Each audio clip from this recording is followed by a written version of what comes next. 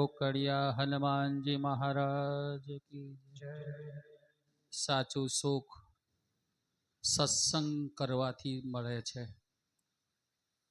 અને ભગવાન ને ભગવાનના સંતોને ભગવાનના એકાંતિક ભક્તોનું શરણ પકડવાથી જે જીવનમાં શાંતિ મળે છે, રહેલી ખોટ ભગવાન ને ભગવાનના સંતોના આશીર્વાદથી પૂર્ણ થાય છે ને, એ ખોટ બીજા ગમે તેટલા દાખલા કરવાથી, તે ગમે તેટલા જગતમાં ફરવાથી ક્યારેય થતી નથી।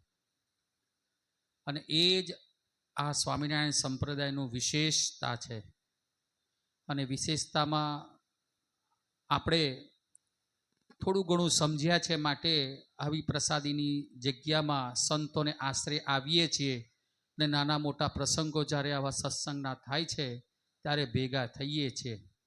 સ્વામીએ કહ્યું કે કથા તો ઘણા કરે પણ શ્રવણ મનન નિધિધ્યાસ કરીને રંતનમાં ઉતારે ને ભગવાનના ચરિત્રો મનન કરીને જ્યારે હૃદયમાં ઉતારે અને ભગવાનનો મહિમા જ્યારે ઉતરે, અને એક વખત વચનામૃતમાં મહારાજે કહ્યું કે એક વખત લીમડાને જોયો પછી ઊંઘમાં પૂછે, જાગ્રત અવસ્થામાં પૂછે, ગમે તે અવસ્થામાં પૂછે, પણ લીમડાને લીમડો જ કે, લીમડાને કોઈ લીમડી ક્યારેય ના કે।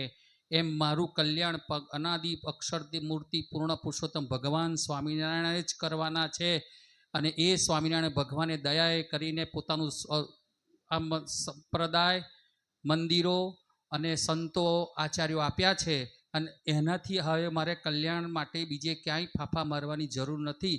એટલી દ્રઢતા જો જણાઈ જાય ને તો આપણે બીજે ક્યાંય ફાફા માર્યાવાના આવા સત્સંગમાં પડ્યા રહીશું ને તો અંતે અવશ્ય મહારાજ પોતાનું બિરુદને બદલે નહીં અને અવશ્ય મહારાજ આપણને લેવા આવશે।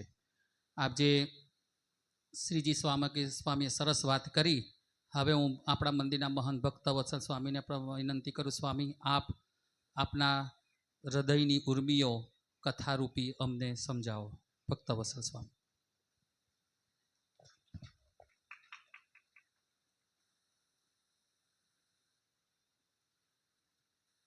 બોલો સ્વામિનારાયણ ભગવાનની જય।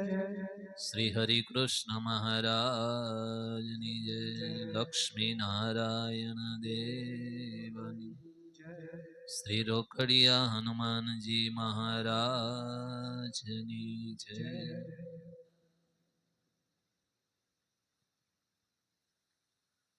પ્રભુ તવ મૂર્તિ વિનોદકારી,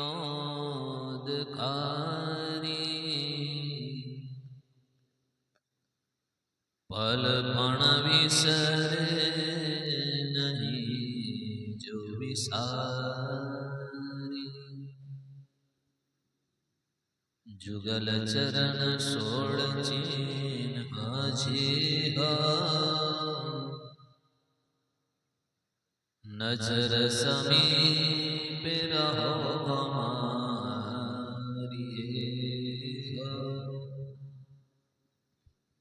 નજર સમીપે રહો હમારી।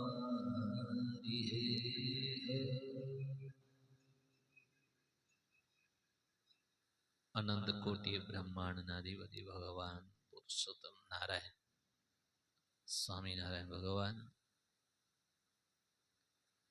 ગુરુવર્ય સદગુરુ ધ્યાની સ્વામી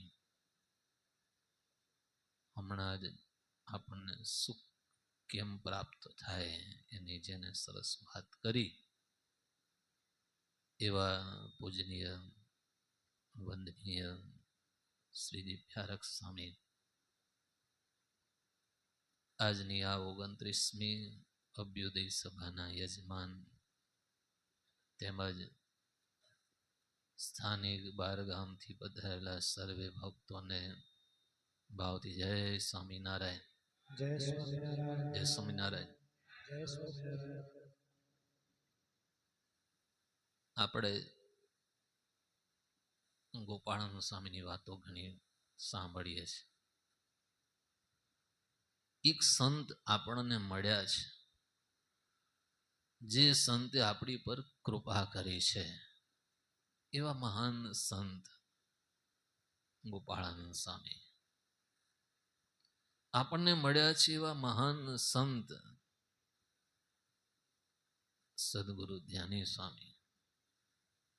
જો આવા સંપ્રદાયની અંદર સંત ન હોત, જો મળત નહીં ને, તો આપણને ખરેખર ભગવાન પણ ઓળખાત નહીં. આવા મહાન સત્પુરુષ જ્યારે મળે છે ને, ત્યારે આપણા જીવનું કલ્યાણ થાય. બાકી તો દરેકને સમય થાય એટલે શું થવાનું? મરી જવાનું છે. મરી જાય પછી શું થાય? તમે લોકો શું કરે ને? સ્મશાનમાં લઈ જઈને શું થઈ જાય? રાખ. ખબર છે ને તમને બધા? હે હરિભાઈ, શું થઈ જાય? રાખ થઈ જાય. પણ એને એ શબ્દને ઊંધો કરો તો ખરા. એ મહાન સંત એમ કે આ ખરા ભક્ત હતા, ત્યારે શું થઈ જાય? એ ખરેખર સત્સંગમાં પ્રશંસનીય ભક્ત થઈ જાય. રાખ થઈ જાય, દરેકની રાખ થઈ જાય. પણ જ્યારે સત્પુરુષ એમ કે આ ખરા ભક્ત હતા, ત્યારે એ જ રાખમાંથી ખરા થઈ જાય છે. પણ એ કોણ જાણી શકે? કેવા મહાન સંત હોય ને એ જાણી શકે, બીજું ન જાણી શકે. બાકી તો બધાની રાખ જ થઈ જાય છે.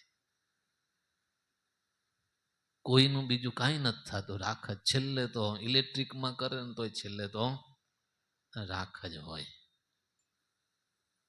લાકડામાં, તુલસીના લાકડામાં, સાગ સુખડના લાકડામાં કે ચંદનના લાકડામાં અળગાવો ને તો એ રાખ જ કહેવાય. પણ મહાન સંત જે ગોપાળાનંદ સ્વામી જેવા કહું છું,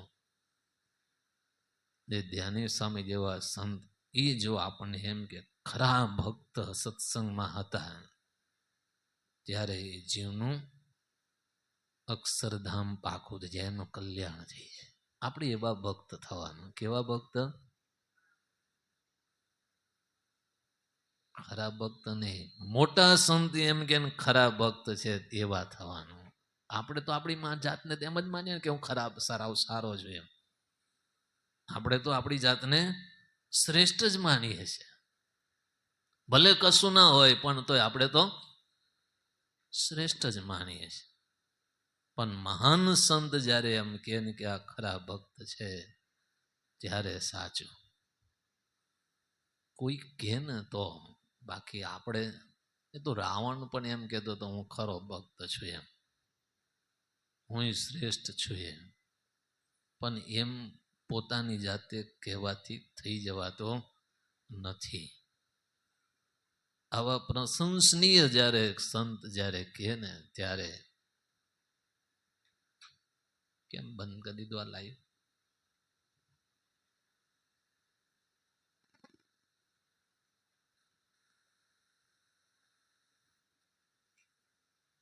એટલે એવા સંતની સાથે એવો હેત રાખો, એવા સંતના સત્સંગમાં રહેવો, એવા સંતની સાથે જીવ જોડવો, અને એના વચનનું પાલન થાય ને એવું કાર્ય કરો. ગોપાળાનંદ સ્વામીની આપણે ઘણી વાતો સાંભળી, પણ ગોપાળાનંદ સ્વામીનો મત એવો છે, થોડો આપણને કેવો લાગે? અઘરો લાગે એવો છે. કેમ કે ગોપાળાનંદ સ્વામી એમ કહે છે કે તમે આ દેહ ભાવ ટાળી આત્મરૂપ થઈ અને ભગવાનની ભક્તિ કરો. મહારાજે કહે છે ને, ગોપાળાનંદ સ્વામી પણ કહે છે.